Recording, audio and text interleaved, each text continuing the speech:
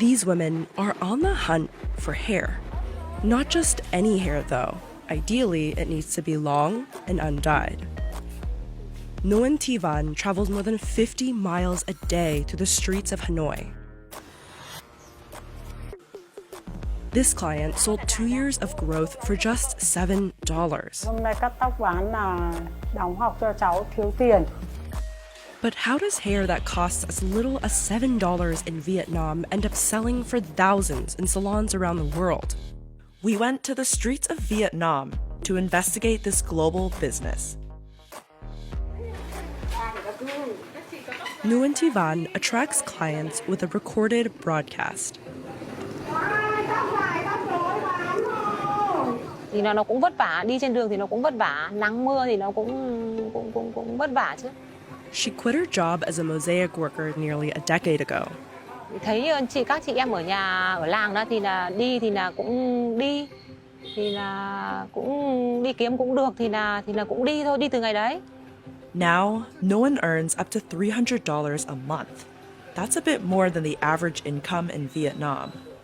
She decides how much to offer based on the seller's age, the length, texture, color of their hair, and whether it's been dyed.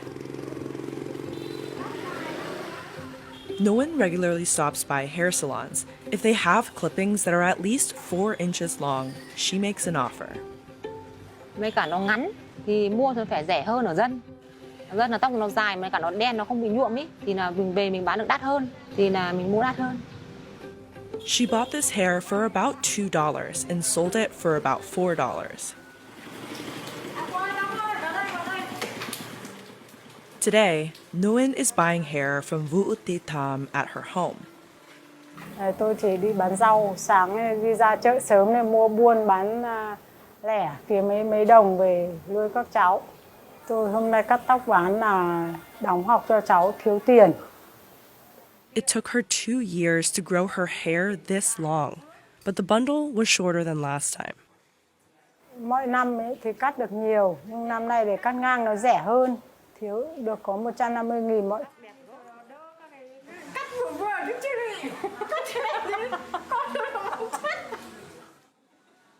Chị thì hỏi người ta thì người ta chỉ bảo là chỉ làm tóc để đội thôi, còn chị không hiểu rõ. Nguyen told Insider she sold the hair to a buying agent for $11 and said her markup is between 20% and 50%. It's a completely unregulated industry for a start, so there's no sort of who decides what the value of hair is. So generally it's the person who's buying the hair who's trying to get it for as cheap a cost as possible. Emma Tarlow is a professor of anthropology who has studied the global hair trade. Hair is such an incredibly intimate fibre, it's actually a body part, but it's also a body product at the same time. And I was fascinated how something that is so intimate could actually be commodified and travel around the world and end up on the head of somebody else. Vietnam exported $7.6 million worth of hair products like wigs and weaves in 2019. That's almost nothing compared to China, where exports added up to more than $1 billion.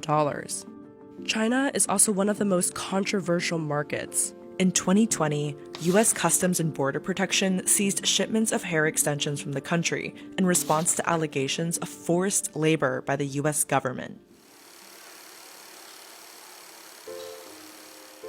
This company markets its products as ethical because it pays good wages and doesn't use forced labor. Director Phan Thi Thuy says they pay up to $550 a month, which is above average. Hiện tại các sản phẩm của chúng tôi là nguyên liệu tóc làm từ nguyên liệu tự nhiên và được xuất khẩu ra khoảng 70 quốc gia trên thế giới. The factory only uses human hair, while others mix it with synthetic or animal hair. Đây là các sản phẩm weft của chúng tôi. This is one of the more expensive products in the factory, a 20-inch blonde weft that sells for $105. The factory owner told Insider they charge higher prices for products that reflect their responsible practices. The owner said they only buy hair from vendors who have been working with them for more than a decade. But Phan is aware that many people selling their hair live in poverty. đặc biệt là các cái vùng dân tộc thì người phụ nữ buộc phải cắt đi mái tóc của mình. People don't part with their hair unless they need money, usually, unless, of course, they're parting with it for religious reasons. That's the case in India, where Hindu devotees donate their hair to temples that later auction it to factories. There's this kind of desire for human hair. They want it to be human, but they don't want the human story that goes with the hair, because that human story often involves poverty, hardship.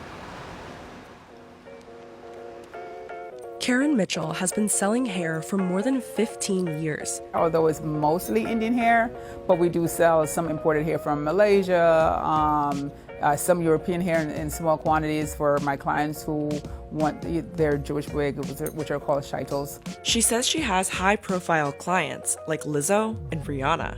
The clientele is very diverse. I mean, I would say it's probably in Manhattan 65 to 70% Black women, but we have a lot of like Caucasian women, Asian women, Hispanic women, Indian women. Before the pandemic, the value of the global hair trade was growing at around 15% a year. It totaled $1.3 billion in 2019. Anything made with natural hair is labeled as luxury, and some of her extensions cost up to $2,000. We sell what's considered to be the Rolls-Royce of hair extensions. We sell luxury hair extensions. Mitchell also sells to hairstylists like Carrie Jolie. She knows which country the hair comes from, but that's about it. For all the techniques that I do, I always recommend using the human hair because it lasts longer, durable as far as like in between shampoos, the hair won't tangle as long as it's good quality. So this will go on the top. You're investing in, your hair, so you want it to last longer so that you can reuse it and reuse it. Lorraine Pierre spends up to $200 a month on hair extensions. Real hair lasts longer and feels more natural than plastic, but it comes with a high cost. For Nguyen, it's just business. Không, tôi chả bao giờ tôi hỏi, tức là người ta gọi thì là mình mua thì tôi còn chẳng bao giờ hỏi.